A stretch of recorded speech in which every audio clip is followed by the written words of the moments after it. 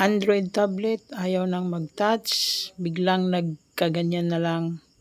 At kahit anong gawin ay di na talaga magta-touch. So ang gawin natin dito ay sabay lang i-press, volume down tsaka power para mag-restart. Yan.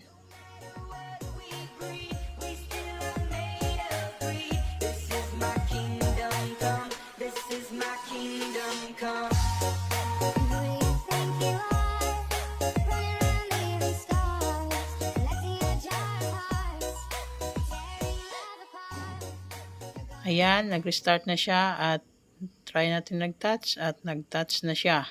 So minsan talaga mayroon talagang pangyayari na restart lang ang kailangan at maibalik na ito sa normal. So dahil madali lang naman ito, hindi ko na siningil yung may-ari ng tab na ito. So sa mga gusto magpaayos dyan ng mga gadget, PM nyo lang ako. Follow for more. Thank you.